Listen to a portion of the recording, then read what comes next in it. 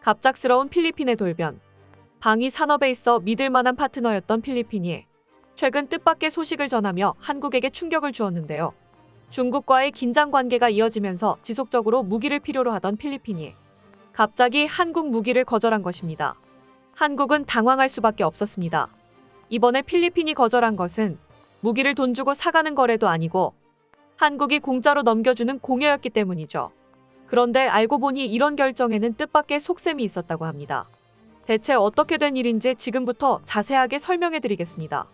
시진핑 주석과 로드리고 두테르테 전 필리핀 대통령의 전격 만남. 베이징 갸오이타이 국빈관에서 진행된 회동은 노골적으로 필리핀을 압박하기 위한 정치적 행동이었습니다. 시진핑은 회동 이후 기자회견에서 로드리고 두테르테 전 대통령이 재임했을 당시의 필리핀은 중국과 정상 궤도 위의 관계에 있었다 표현했으며 양국이 우호적인 관계를 유지했다고 말했죠.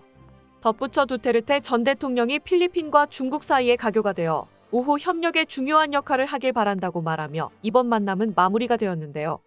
과거 두테르테 전 대통령이 필리핀 정권을 쥐고 있을 당시만 해도 필리핀은 중국의 눈치를 보며 친중 행보를 보였지만 현재 필리핀 대통령인 페르디난드 마르코스 주니어는 이와 다르게 중립 노선을 선택하고 미국과의 협력을 늘렸습니다. 지나치게 중국 쪽으로 경도된 필리핀 정치의 방향을 수정하고자 마르코스 주니어 대통령은 오히려 친미에 가까운 행보를 보이며 중국을 불편하게 만들었죠. 가장 대표적인 행동이 바로 필리핀 내에 미군 기지를 추가한 것이었습니다. 지난 2014년 필리핀은 미국과 국방협력 강화 협정을 맺었고 올해 2월 이를 확대하기로 결정했는데요. 이때 기존 미군 기지를 4곳 더 늘리기로 합의한 것입니다. 인접한 필리핀의 미군 기지를 늘리는 것은 중국 입장에선 반길 이유가 전혀 없는 행동. 게다가 스프래틀리 군도를 둘러싸고 필리핀과 중국의 사이가 원만하게 봉합되지 않던 가운데 갑자기 미군을 끌어들이는 행위는 곱게 보일 턱이 없었습니다. 그래서 전직 대통령인 두테르테와의 만남을 통해 간접적으로 필리핀에게 경고 메시지를 전달한 것입니다. 하지만 필리핀 입장에서 보면 중국의 행동은 상식 밖의 행동이나 다름없는데요. 전 대통령을 앞세워 자국 정치에 개입한 일이기 때문입니다. 심지어 중국은 군사적 행동도 서슴지 않는 모습을 보였습니다. 지난 6월 필리핀 해경은 중국 인민해방군 해군 소속 620번함과 629번함이 필리핀 해안에 나타나 필리핀 해안경비대 함정을 위협했다고 발표했습니다. 지속적인 추격과 괴롭힘이 있었다고 말하며 필리핀 연안까지 중국 함정이 침입했다는 사실을 밝혔죠. 필리핀 해안에서 160km 떨어진 암초인 시에라 마드레 함 인근에서 벌어진 일이었습니다. 그런데 중국은 필리핀의 주장에 아무런 대응도 하지 않았습니다. 그동안의 강경 대응 방침과는 다르게 이번에 아무런 반응을 보이지 않은 것은 중국의 침입이 명백했기 때문이었죠. 게다가 중국은 스프래틀리 군도 주변에 인공섬을 만들어 군사기지화하는 만행까지 멈추지 않고 있습니다. 이미 여러 차례 블룸버그 통신 등 외신이 중국의 인공섬 건조 행위를 취재해서 국제사회에 그 부당함을 고발한 일이 있었습니다. 현재 육안으로 확인된 사주 규모가 몇 년 사이에 10배 커진 사실을 위성사진을 통해 고발하는 한편 4곳의 무인섬을 포함해 중국 필리핀 경계에 애매하게 끼인 곳들을 중심으로 개발을 진행하고 있다고 밝혔죠. 이에 필리핀은 2013년 헤이그 소재 PCA에 분쟁 조정을 신청하며 중국의 부당한 행동에 대해 문제 제기를 했습니다. PCA는 2016년 중국 필리핀 남중국해 영유권 분쟁에 대해 중국의 역사적 권리는 법적 근거가 없고 중국이 명백히 필리핀의 주권을 침해했다고 밝혔습니다. 그러나 정작 이러한 조항의 강제력이 없었기 때문에 중국은 이를 무시하고 인공섬을 짓는 만행을 계속하고 있는 것입니다. 필리핀 입장에서도 이를 보고만 있을 수 없는 일. 아무리 중국이 강력한 함대를 보유하고 있고 필리핀보다 더욱 강력한 화력을 갖추고 있다고 한들 자국의 영토를 침범하는 것을 용인할 수는 없었죠. 필리핀이 선택한 대책은 강력한 화력을 갖춘 무기를 대량으로 받아오는 일이었습니다. 인공섬 주변의 화력을 집중시키는 중국을 견제하고 자국 영토 방어를 위해 필리핀도 강력한 무기를 섬에 배치해서 중국의 침략을 효과적으로 방어하겠다는 것이었습니다. 이를 위해 필리핀은 한국으로부터 무기 도입을 타진해왔고 한국은 무기를 필리핀에게 넘겨주었습니다. 이 사업을 통해 한국의 많은 무기가 필리핀으로 넘어갔고 한국의 다연장 로켓인 K-136 구룡 역시 논의 대상이었습니다. 필리핀 육군과 해병대는 강력한 무기를 물색하던 도중 한국의 구룡에 주목했습니다. 실제 화력이 어떠한지 확인하고자 재작년 말 필리핀군 관계자들이 한국을 찾아와 다연장 로켓포의 위력을 직접 눈으로 보기도 했죠. K136 구룡은 육군에서 최초로 개발한 다연장 로켓포로 곡사포에 비해 정밀 사격은 어렵지만 단시간에 많은 로켓을 발사해 넓은 면적을 제압하는 무기체계입니다. 로켓탄 36발을 초당 2발의 속도로 발사할 수 있어 한 번에 장전된 로켓을 발사하는데 단 18초밖에 걸리지 않는 무기입니다. 구룡의 경우 K30 로켓탄과 K33 로켓탄을 사용할 수 있는데요. 구형인 K30의 경우 사정거리가 23km에 달하고 신형을 사용했을 경우 36km의 사정거리를 자랑합니다. 이는 나토가 사용하는 대표적인 포인 일반 목적탄이나 M107 고폭탄에 비해 더 긴 사정거리입니다.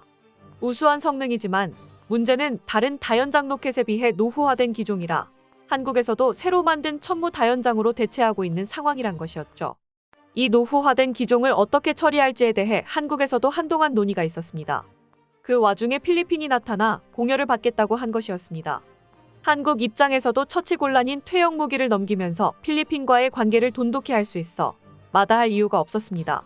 게다가 이미 한 차례 한국에게서 구룡을 인계받아 현장에서 사용해본 경험도 있었기에 한국이 필리핀에게 별도의 인력을 파견할 필요도 없었습니다. 필리핀도 작년 공여 계획을 한국에 제출하면서 구체적인 도입 시기까지 바로 논의할 정도로 빠르게 이야기가 진행되었죠. 그러나 돌연 필리핀은 침묵하기 시작했습니다. 그동안 계속 적극적인 태도를 취했던 필리핀이 갑자기 소극적인 모습을 보이며 이상한 기류를 보였는데요. 공여를 거부하는 것이 아니냐는 일각의 우려가 나올 무렵 필리핀 언론에서 충격적인 내용을 보도합니다. 정말로 필리핀군이 구룡 도입을 거절했다는 내용이 나온 것입니다. 필리핀 군사 전문지는 필리핀군 내부의 의견을 보도했는데요. 너무 많은 돈이 노후화된 시스템을 유지하는 데 들어간다고 말하며 보수하는 데 들어가는 비용을 생각했을 때 차라리 신형 다연장 로켓포를 구매하는 게 더 낫다는 의견이었습니다. 한국은 논의가 거의 다 된 시점에서 계약 거절이라는 소식을 들었기 때문에 충격적이라는 입장이었는데요. 필리핀은 예전부터 다양한 한국의 무기를 구매하거나 공여받으며 한국과의 신뢰감을 쌓아오던 국가였기 때문입니다. 노후화된 F-5AD 전투기 8대를 대당 $100라는 형식적인 가격만 내고 사실상 공여받은 것을 시작으로 참수리정 고속정, T-41 초등훈련기, KM-450 5톤 및 4톤 트럭 등 다양한 무기를 받아간 국가가 바로 필리핀입니다. 그렇다 보니 이번 결정이 더더욱 뜻밖이라는 반응이 나온 것인데요. 그런데 알고 보니 여기에는 놀라운 반전이 기다리고 있었습니다. 필리핀군은 구룡 공여를 거부한 대신에 그 후계 기종인 천무의 도입을 꾀하고 있었던 것입니다. 구룡을 대체하는 K239 천무는 북한의 방사포와 장사정포 위협에 대응하기 위해 2013년 개발 완료된 무기로 사거리와 정확도 면에서 미군 장비조차 상회합니다. 전체적인 성능이 현재 미군의 주력 다연장 로켓포인 M270에 비해 크게 웃도는 수준이 되었죠. 천무는 발사대 차량과 탄약 운반차 각각 한 대씩 세트로 구성되어 있습니다. 구룡 시절부터 사용하던 130mm 탄의 경우 1초에 한 발, 230mm와 239mm의 경우 5초당 한 발씩 발사가 가능하죠. 한 개 포드로 30초 만에 축구장 12개 면적을 초토화해 화력면에서도 기존 구룡에 비해 크게 개선되었습니다. 이 화력에 반한 여러 국가들이 벌써 천무 도입을 논의하고 있을 정도로 천무는 확실한 퀄리티를 보장받은 무기인데요. 최근에는 사우디아라비아에서 천무가 운용되는 모습이 공개되면서 사우디가 천무를 비공식 수입했었다는 사실도 밝혀졌었죠. 사우디 국영통신사 SPA는 사우디 국방부가 하나와 30억 리알, 하나로 9,880억 원의 방산 계약을 체결했다고 발표했었는데요. 이때 어떤 무기가 수입되었는지 기밀로 붙여졌던 바가 있었습니다. 그런데 사우디 무기 시연장에서 익숙한 모습이 포착되면서 그 정체가 바로 천무였다는 것이 공개된 것이죠. 원래 미국 무기를 우선적으로 고려하는 중동의 기본적인 행동 패턴과 달리 화력만을 보고 한국산 다연장 로켓포를 구매한 것은 천무 역시 수출 효자가 될 가능성이 높다는 의미였습니다. 폴란드도 한국으로부터 구매한 K239 천무 성능 시연을 준비하고 있다는 소식을 알리며 천무에 대한 관심은 그 어느 때보다도 높은 상황인데요. 폴란드산 옐츠 차량과의 통합 작업을 마친 천무는 이미 시연 준비를 끝마치고 그 모습을 드러낼 준비를 마친 상태입니다. 필리핀도 중국과의 한판 대결을 준비하는 과정에서 공여받은 구룡으로는 부족하다는 판단 하에 천무 구입에 의욕을 보인 것이라 해석할 수 있습니다.